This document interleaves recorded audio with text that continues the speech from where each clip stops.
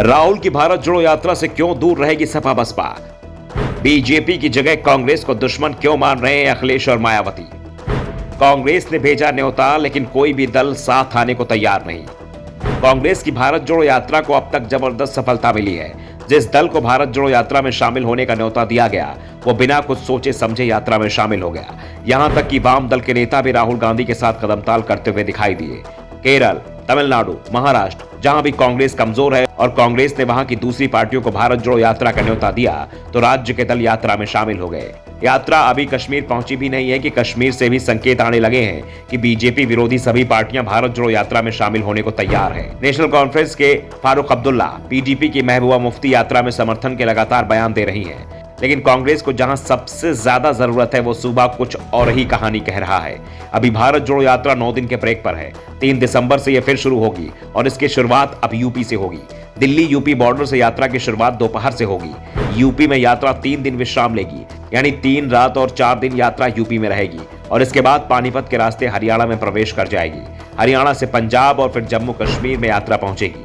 यात्रा का जो कार्यक्रम तय किया गया था, उसमेमें कांग्रेस के लिए यूपी ही सबसे कमजोर कड़ी थी, क्योंकि यहां कांग्रेस बेहद कमजोर स्थिति में है। इस साल के शुरुआत में विधानसभा चुनाव में पार्टी को 2.33% वोट ही मिला था और विधानसभा में पार्टी सिर्फ 2 सीट ही जीत पाई थी और उसमें से 1 सीट रामपुर खास थी, जहां से प्रमोद तिवारी की बेटी अनुराधा मिश्रा चुनाव जीती थी। इस जीत को कांग्रेस की जीत कम और प्रमोद तिवारी की जीत ज्यादा माना गया था।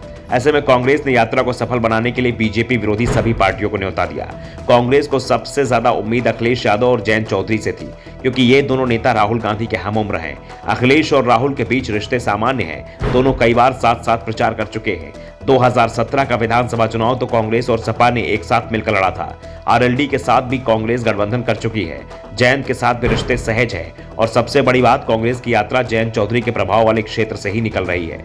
जयंत के पैतृक गांव के करीब से यात्रा जा रही है। बागपत, बड़ौद, शामली, जिन्हें आरएलडी का किला कहा जाता है, यात्रा उसी रास्ते से हरियाणा में प्रवेश करेगी। अगर जयंत चौधरी का यात्रा को समर्थन मिल जाता तो इसकी सफलता भी तय हो जाती, लेकिन अब जयंत ने भी साफ कर दिया है कि यात्रा में शामिल नहीं हो रहे हैं। अखिलेश यादव तो भारत जोड़ो यात्रा के समर्थन में अब एक शब्द भी बोलने को तैयार नहीं है। जब पत्रकारों ने उनसे सवाल किया कि आप यात्रा की तारीफ कर रहे हैं, क्या आप यात्रा में शामिल होंगे, तो अखिलेश ने जवाब दिया था कि अपने शब्द जबरदस्ती मुझसे मत बुलवाइए।